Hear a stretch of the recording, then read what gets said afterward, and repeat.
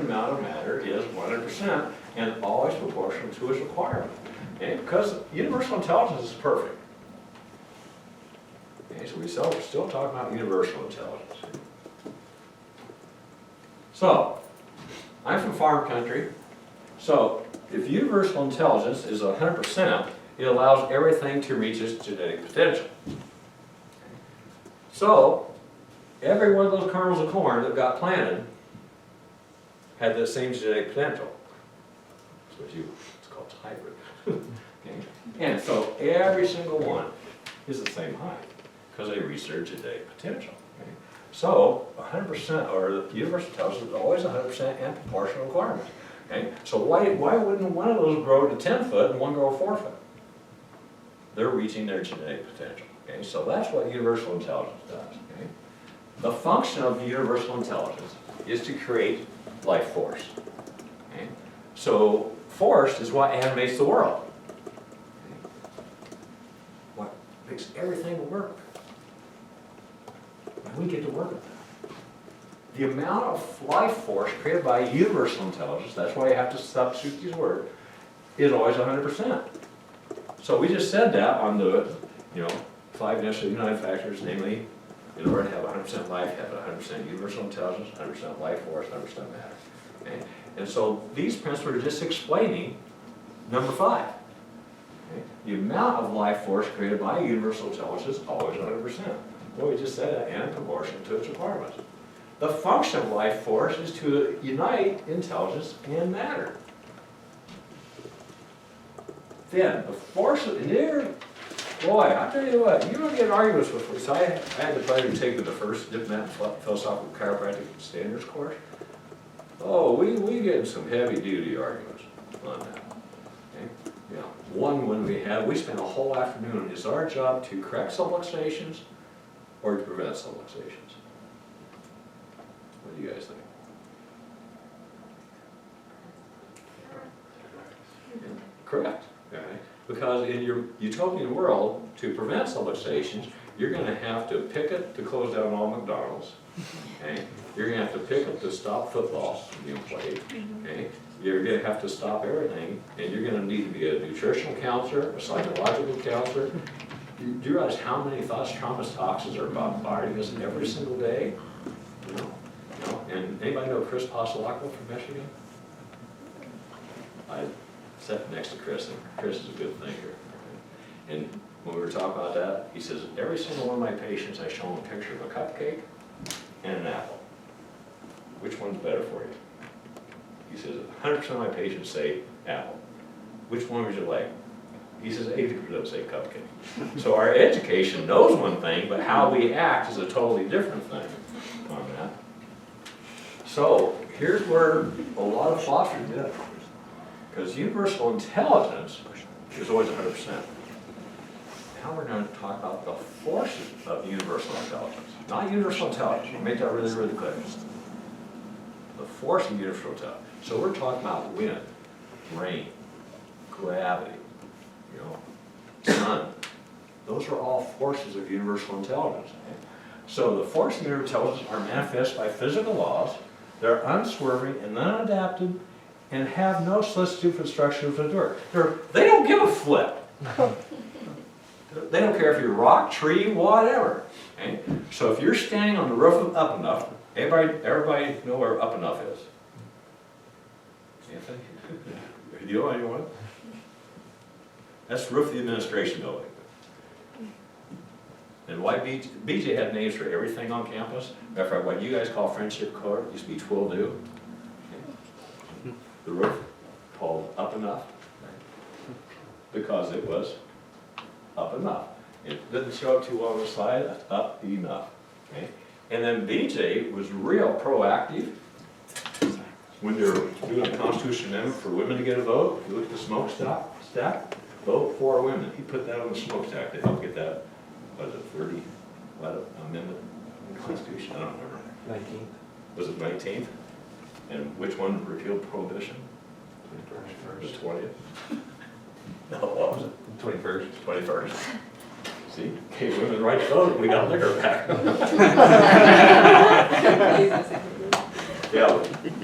when I toured Palmer, this is what it looked like. Okay? And they used to have assemblies up here. So this is an amphitheater. Have you ever seen the amphitheater down by the river? It looked like that. And then BJ had all the chairs set up there. So this is Brady over here. And then this is the alley over here. So that's roof the administration building. And we used to get tours there, and there's epigrams all along the wall. Okay? But unfortunately, somebody leaned against the wall and fell off, so they stopped doing tours after that. There's another picture. Let's see which. It's not that one. I'm trying to figure out which one's giving me. It's not that one. Put your arm out there, see what's in the shadow. Aha. Did you turn that over?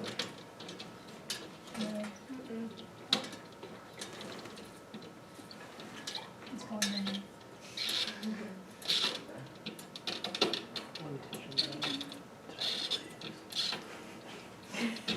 There we go. And BJ was part of a movement to simplify the English language. Okay? And so that's why he did up enough. If you read his writings, he put enough said, and you up said, where he wrote thoughts, T-H-O-T. Because if you think about the English language, I was taught phonetics, you gotta sound things out. Enough. Enough. Thought. I don't know why the G is in there. So that's why he wrote. So there was a nationwide movement to simplify the English language. It obviously didn't work. And there it is with people on it. That was just a cool place. And so you can see West Hall in the back. That's one of the girls. So, backing up. Backing up, there we go. So, getting back to the principle, the force universe tells us manifest when physical laws are uncertain and unadapted and have no solicitude for the structure of the work. So, if I take a rock, drop it off up enough, gravity's going to have an impact on it. If I take a flower, let go of it, gravity's going to have an impact. If I step on it, it's going to have an impact on me right before the impact. So it doesn't care what type of matter we're dealing with. Okay? They don't care what structures they're working with, so they don't care. Okay? So sun, wind, rain, all these things, gravity. That's why gravity is the most destructive universal force. Right? Because again, if I have an upright posture, will I adapt to gravity better than if I have a forward head posture or a forward trunk posture. So that's why you have to understand that they don't care. I thought somebody had agreed with me. So this is my neighborhood. This is a big humping two-story house. It looks really tiny in this picture. In 2008, we had what were called straight line winds. I was raised in Tornado Alley in central Illinois. You know, that's how we knew it was spring. That's when we had tornadoes. All right. I never heard of straight line winds. 2008, we had straight line winds. Okay? And I was one of the few houses in my neighborhood that didn't have a total tree uprooted or a major branch broken off. I was working out when they came through, and I thought World War III happened. I mean, just, I'd go upstairs, and it didn't look too good outside, but my property was spared. So do you think that universal intelligence called wind cared that that oak tree was probably 200 years old? No, you just pulled it up by the roots. Okay? So it had no solicitude for the structure whatsoever. Now, I live, if anybody knows where John Deere World Headquarters is, that way? I'm at the top of the hill and then you go down to John Deere Road. These are the main power lines that go from my subdivision down across Rock River to give, oh shoot, what's Cross River? Anyhow, whatever that little town is, power. Right? So these aren't wooden telephone poles. These are the big steel poles. Now a tree has some mass to it, so I can see wind doing that. But I go walk around the neighborhood to see what happened. I'm like, those weren't trees knocking that down. That was wind that just bent those in. Now the ground was soaked because we had a lot of rain, you know. And I just stood there in amazement that wind could bend. They had to replace every single power pole going down to Coal Valley. There we go, Coal Valley. So again, if universal forces are correct, you reach your full genetic potential. But if we have that universal force called rain, and there was standing water in this part, that universal force of too much water had a detrimental effect on there. Now, if we had drought, that's too little water, would that have a detrimental effect? Yeah. So you have to realize that those are the universal forces that can be destructive. So we want the right amount of that universal force called rain. We don't want too much, which caused this. You can see that dip in there. Okay. Or too little, which would cause a drought. You want just the right amount. You know, and do we appreciate gravity if we're upright? Yeah. I had to float off in the air. Okay. Here's trivia. Do you know that I've been in the space station?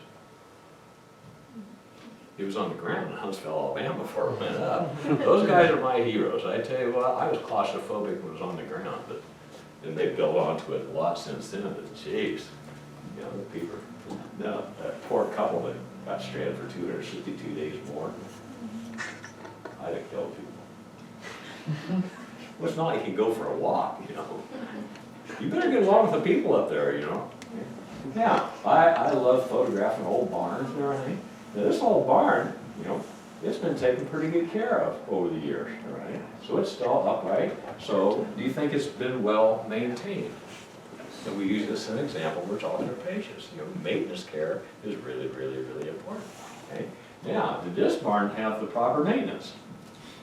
No. When we were taking my daughter to the Mayo Clinic, I have numerous pictures of this. My last picture I have of this barn is completely flat on that. But it, you know, see, that's the problem with chiropractic. You see everything through chiropractic lens. You don't see what other people see anymore.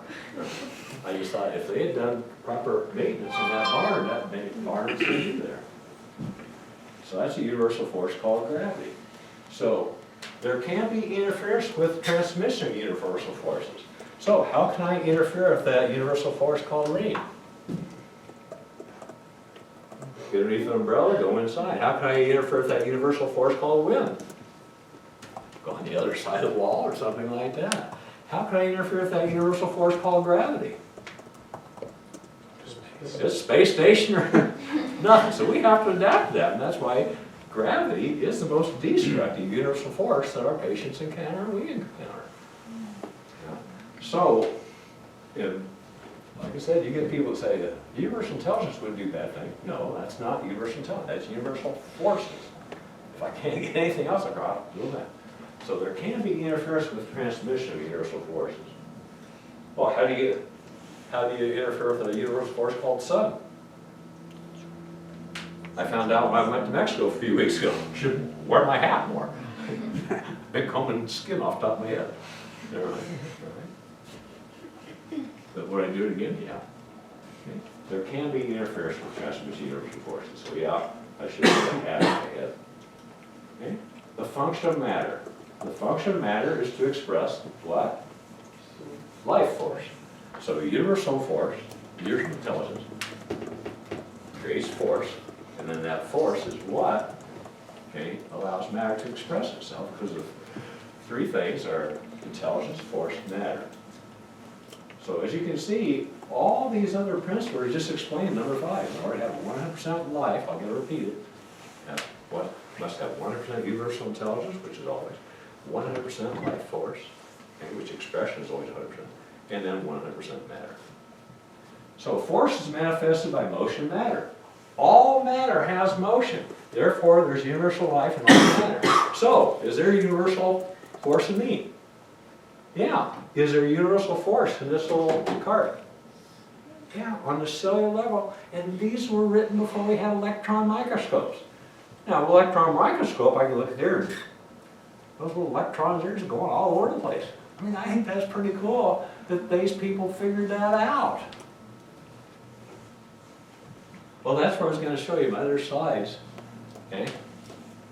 I picture my grandfather. Grandpa graduated in 1924. He was a Dulcie McKay brother. I didn't know that until after he was born. Right? And I was just speaking at the adult testimonial dinner, which is a graduation dinner, you know, and I just happened to mention as a byproduct, you know, that, you know, grandpa's 1924 grad, and that's why I'll have to pull up this picture. And Gabe Workman, who's one of the brothers, he came up to me afterwards, and he showed me a picture of my grandfather's, we used to have annuals in Palmer, just like high school annuals, right?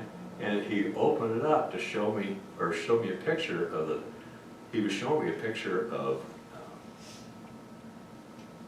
this one's Langdon Stevenson's name. That's terrible. Ralph? Ralph?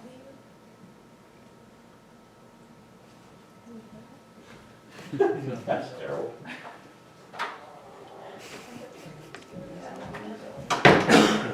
RWC, sign the book. Don't put in the store, George. Yeah, come on, George. Sorry.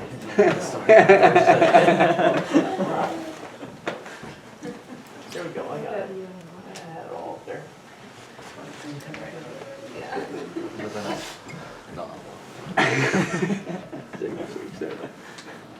Ralph, I went white on it. R.W. Stevenson. But anyhow, he showed me a picture of R.W. Stevenson's autograph in the annual from Grandpa's graduation. Guess whose autograph is right below it? Robert E. Burns. Okay, my grandpa. Very few times am I quiet. I just got tears. I couldn't say a thing. So I was going to show you a picture of that, but I pulled up the wrong. Anyhow, it doesn't matter. We know background. So, there's motion in everything. So matter can have no motion without the application of life force. So again, the universe controls everything. It creates life force, and then life force is what animates all matter. So you can see, we're just explaining this. So, universal intelligence gives life force to both organic and inorganic matter. And all we're doing is just laying the foundation for when we're talking about the separation of those two, organic versus inorganic matter. So we already know that universal intelligence is in all matter. So when I first read this, I thought, well, why are we saying both? Because we already know it's in all matter. Then, this one is really, really important, both in chiropractic philosophy and life. Every effect has a cause, every cause has effects. So if you find a subluxation, is there an effect on that patient? Absolutely. Is it possible it's called subclinical, which means they don't have symptoms yet? Yeah. So, do you have the obligation to correct a verbal subluxation? Yes. Yeah. Even if they have no symptoms? Yes. Yeah, because every single cause has an effect. And every effect has a cause. Right? And you're going to face this in life as well. Okay? I've had this happen numerous times. You know, have good patients, been with me 30, 40 years. Doc, I bought a Super Saver airline ticket, and now I can't go. Okay? But if you write me a note, I get my money back. What do you think, old buddy, old pal, buddy? All right. I said, I would love to help you. I says, but, you know, I have to tell the truth. One good thing about telling the truth, I don't have to remember what I say. Which, if you look at the West Hall, going from second to third floor, okay, myself and one of my technique faculty got permission to put up the epigrams you have now. Okay, because when Dave took over, it painted off everything. And so I put that one at that location, because if you know where Dr. Wells' office is on the third floor, that was my office. I put it there to remind myself every single day. One good thing about telling the truth, you gotta remember to say, gee, Megan, I'd love to help you, but you know, I'd be fraud, I just can't do it, I'm sorry. But would the odds of you getting caught be pretty slim, right? So there's going to be that temptation, so you have to remember, when you get that temptation, every effect has a cause, every cause has an effect. You know, I love putting my head on a pillow at night, going right to sleep. That's really important. The signs of life are evidence of the intelligence in life. Besides the brothers, somebody tell me the 5 signs of life.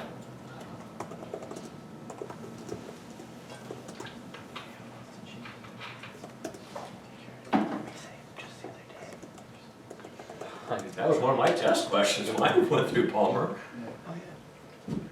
H. I took the 1945 philosophy test, I kicked mine, I thought mine were hard. Now you guys, nothing. Okay, 5 signs of life. Assimilation. Yeah. If you assimilate, eventually you gotta get rid of it, right? So excretion, assimilation, excretion. Okay? And number 3, Palmer teaches you better than any other thing. Because you can go to one room that's 55 to a room that's 80. Adaptability. So assimilation, excretion, adaptability. And then if you eat, over time you're going to grow, so growth. And then to keep the species going, we have to have reproduction. So assimilation, excretion, adaptability, growth, and reproduction are the 5 signs of life. So the signs of life are evidence of the intelligence of life. Okay? So all these 5 signs keep everything going. And that's still all universal intelligence. The material life of a living thing is organized matter. Well, of course, because universal intelligence is all matter, and it continues with all its properties and actions, thus maintain existence, form, and function. So by default, okay, if it's organic matter, the material body of a living thing is organized matter, and all we're doing is laying a foundation for the next principle. A living thing has an inborn intelligence with its body called innate intelligence. So every reference to intelligence prior to principle 20 is universal intelligence. But now we're talking about in living things. So does a flower have innate intelligence? Yeah. Do you have innate intelligence? Okay. And in one of BJ's writings, he talks about an apple and a tree as innate or universal intelligence. I mean, always has universal. But it's attached to the tree, it has innate intelligence. If it falls to the ground, and I'll argue this one sometime, he said it turned into universal intelligence, but I contend that the seed in there still had innate in it. And then when the cow ate the apple, it becomes innate intelligence. And then when the cow excreted it, it universal intelligence. You know, I respect BJ, but I think that's going to be innate all the way because of the seeds in there. Okay? But that's right. And that's what I was going to share with you. That's another thing that I was going to share. When I took the Diplomate philosophy course, like I said, I didn't know my grandpa was a PhD until after he passed. I found his certificate in a storage shed. Along with the Delta Sigma Chi certificate. I didn't know that was there. His Illinois alumni certificate, everything was big back then. My grandfather's thesis, 1924, was on the normal complete cycle, which you read volume 5, that's called Cycles. And I'm reading it for the first time, I think, Grandpa plagiarized Stevenson's. Okay, then I realized Stevenson's 1927 and Grandpa's thesis is 1924. Okay? So, but Stevenson was one of Grandpa's teachers. Stevenson graduated 21. So now I wonder, was Stevenson's textbook an accumulation of theses, or were that things were already taught that Stevenson just accumulated? But I was really angry when I was reading Grandpa's thesis. And that's when you had to type. Typewriter, you made a mistake, you had to retype the page. You know, his thesis is about that thick. Grandpa's thesis is still in archives.